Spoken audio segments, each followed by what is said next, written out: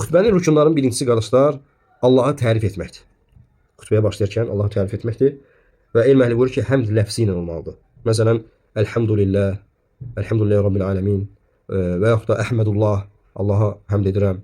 Və elm əhli buyurur ki, məsələn, bir insan Əşkurullah və s. belə ləfzlərlə başlaması icazəli deyil. Yəni, mütləq şəkildə Elhamdülillah, yəni Allaha həmd edərək başlamalıdır. Bəli. Və bu Allah'a tərifdir. İkinci rükun Allah Resulü sallallahu aleyhi və səlləmə salavat getirməkdir. Yəni şərt deyir ki, salavatın hamısını getirəsən, Allahümme salli alə Muhammed demək də kifayət eləyir. Ən az həddidir. Peyğəmbər sallallahu aleyhi və səlləmə salavat getirmək də xütbənin ikinci rükunudur. Və üçüncü rükun Qurandan ən az bir ayə oxumaqdır. Ən az bir ayə mütləq şəkildə o Qurandan bir ayə oxumalısan xütbədə. Əgər oxumasan xütbə keçərsizdir.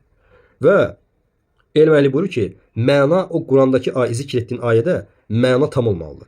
Məsələn, deyirsən ki, Qul ya eyyuhəl kafirun la a'budu ma ta'budun. Və bu cür tam olmalıdır məna. Yəni o şeyin fikir tamamlanmalıdır ayədə. Yoxsa məsələn ayə var ki, "Thumma nadar." Sonra baxdı. Yəni bu ayəni zikr etmək olmaz. Çünki burada məna tamamlanmayıbdır. Aydındır?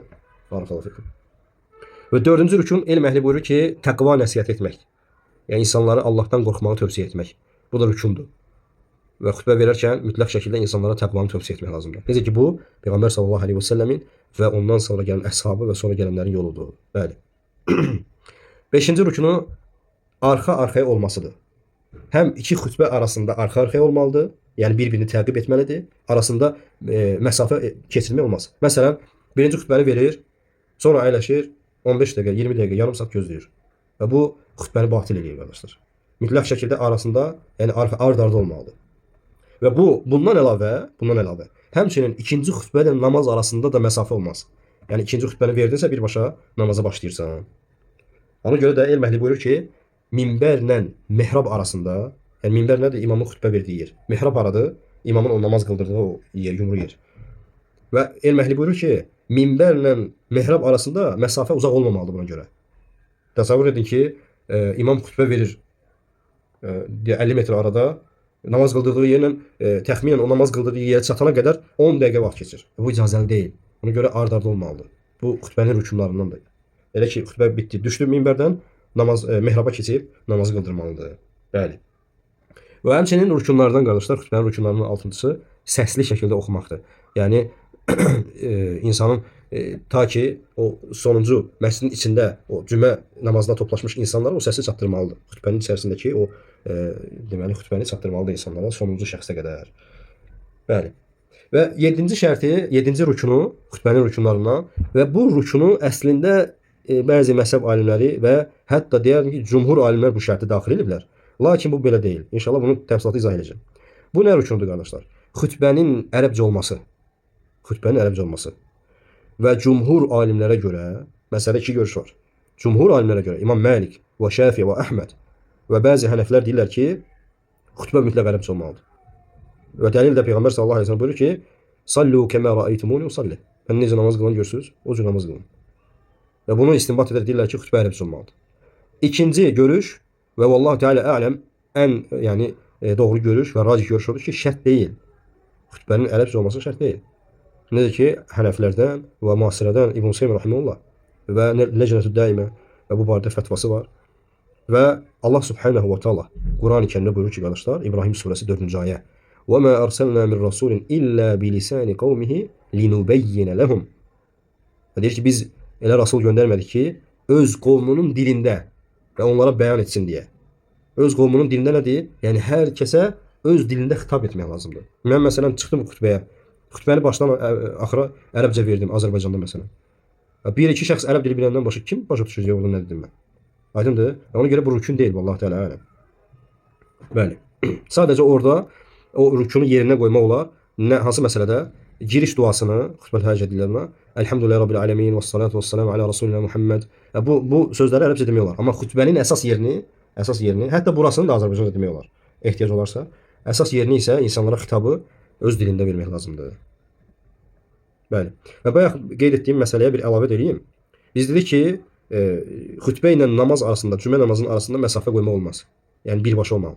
Məsələn, bir insan bəzi yerlərdə deyək ki, xütbəni tərcümə edirlər. Məsələn, Saudiyada müxtəlif dillərə tərcümə olunur.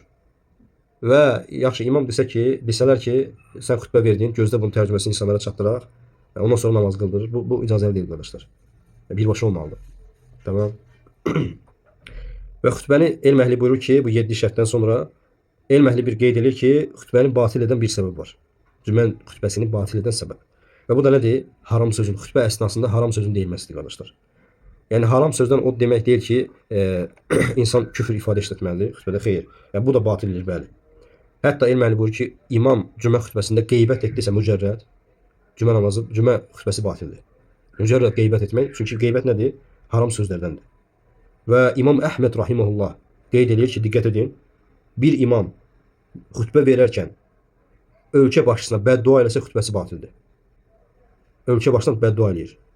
Bu da qeybətdir. Və birbaşa xütbəni batil edən səbəblərdəndir. Bəli. Və sonuncu məsələmiz olan xütbənin sünnətlərini də qeyd eləyək, bir neçəsini və bundan yekunlaşdıraq inşallah. Cümə namazının xütbəsinin sünnətlərindən qardaşlar dəstəmazlı olmaqdır. Yazı saxlayın.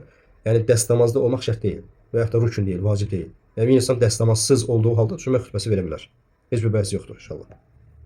Sünnətlərdən növbəti övrət yerinin açılması. Məsələn, ola bilsin ki, ya bu o demək deyil ki, insan paltarsız çıxıb xütbə verə bilər. Xeyr. İmam xütbə əsnasında deyək ki, diz hissəsində paltarı yırtıldı və yaxud da açıldı. Bu övrətin açılması o cümə xütbəsində heç bir təsiri yoxdur. Ona görə də cümə xütbəsi verərkən övrətin örtülməsi sünnətdir qardaşlar. Bəli.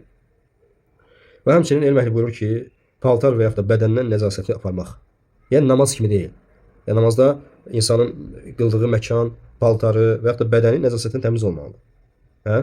Lakin cümə xütbəsi bu cür deyil. Cümə xütbəsində məsələn sən cümə xütbəsini verdin, sonra baxdın ki, paltarda nəzasət var idi. Xütbə keçərlidirmi? Bəli, xütbə keçərlidir. Və növbəti sünnətlərindən elm əhli buyurur ki, ümmət üçün dua etmək. Yəni cümə xütbəsi bitdi, xatırlatma bitdi və sonra ümmət üçün dua edirsən. Məsələn, məzlum varsa, yəni ümmətin məzlumları üçün və yaxud da ümumi ruzu üçün, hidayət üçün dua edə bilərsən. Heç bir işgal yoxdur inşallah. Və bu duanı edərkən də əlləri qaldırmaq mı? Xeyr. İmam şahadət barmağını qaldırır. Şahadət barmağını qaldırır və bu şəkildə dua edir. Və həmçinin bu yerdə oturanlara da keçərlidir. İmam dua edirsən, əlləri qaldırma. Niyə qaldırsan ki? İmam qaldırmıyor bax. Və həmçinin elm əhli buyurur ki, imam əgər cümə xütbəsində dua edərkən əlləri qaldırmasa bidətdir. Bidətdir.